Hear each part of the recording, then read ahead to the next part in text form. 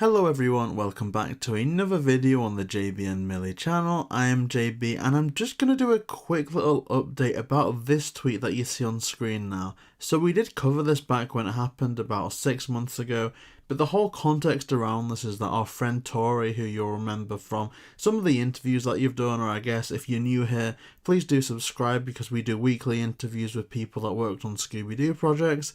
But regardless, this was a dialogue between us, the Scooby addicts, and Mindy Kaling was tagged by Tori as well, a couple of other people in this chat, but it was a big debate about the content of Velma. I believe that at the time of this dialogue happening, it was pretty much the day of, or the day after, that first screenshot of what we now know of as Brenda, who was found in the locker room at the start of episode 1. That was when all we had to go off was that one screenshot, so people were debating, and there were comparisons to Scooby Natural, and there were a lot of comparisons of course with other projects, like Hayley Kiyoko being Velma. Basically everything that you could debate about the Velma show, we debated about the Velma show in this. And it got heated, but in a respectful way, I'm glad to say. So pretty respectful dialogue, but some valid concerns were raised, and Mindy Kaling actually did respond to this. Now, even at the time, we were a bit like, this could have been a PR person or whoever's controlling Mindy Kaling's account if it isn't Mindy Kaling herself. But it did come from her verified account, and this was back when verification actually meant something. But it was from her verified account, and so even if it was an intern that works for her that just wanted to shut people up, she can be held accountable for this. But I'll just read this out briefly. And her past isn't troubled, it's spooky. We are so psyched about her and can't wait to talk to real deal Scooby fans like you closer to release. Is it more adult but real to authentic high school life? Yes. That's why it's fun, but also why it's worth doing. We got you. So obviously there's a couple of shows out there, but in case it was us, we actually did prepare a document, and it's growing obviously since we've watched the first 2 episodes. I've got right now a document of about 35 to 40 questions for Mindy Kaling that I would like to ask her, and personally I do feel that needs to be whittled down a little bit, but obviously because major talks haven't happened yet, I've not gone back to edit it.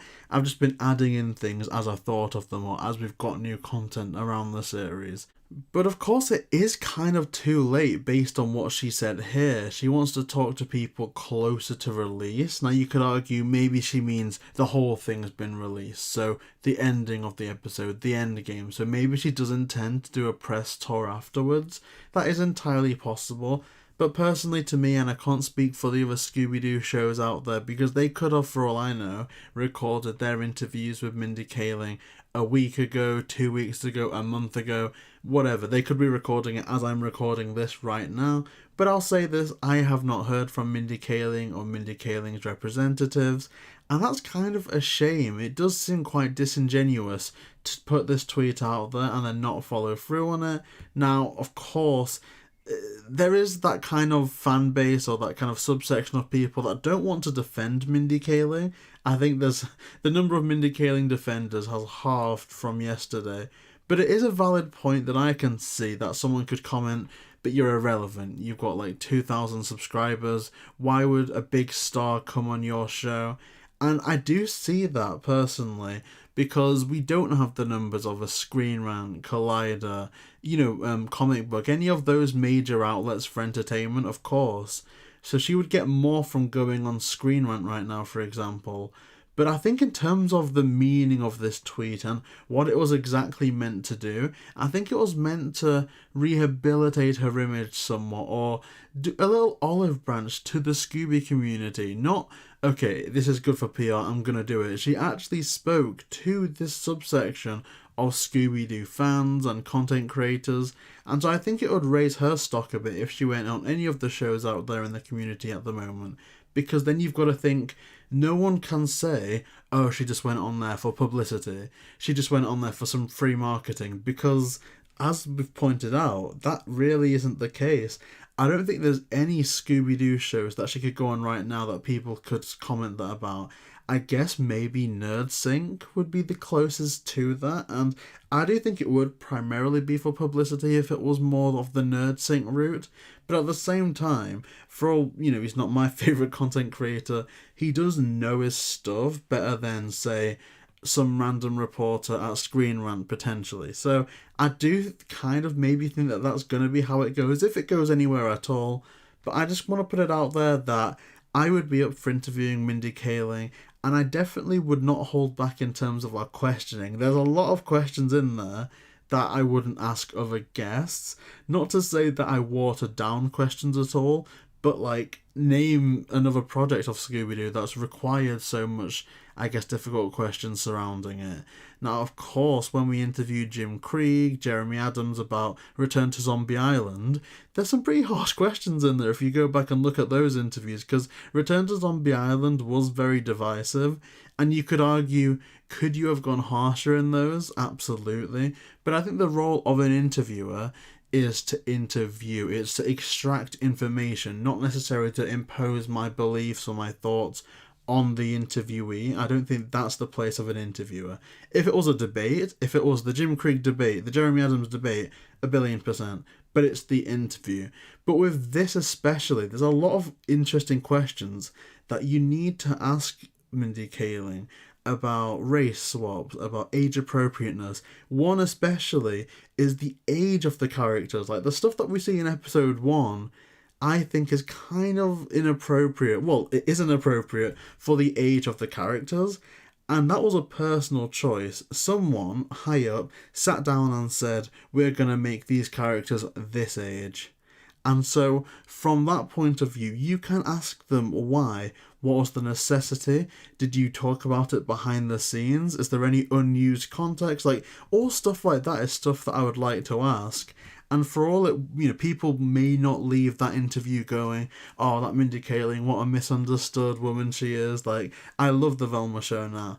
Obviously, I don't think that's going to be the case, but I think it humanizes her a bit. It gives her a platform to discuss herself, and if it's bogus, it's bogus. Maybe that's why we haven't heard from her. Maybe there is no way she can justify it.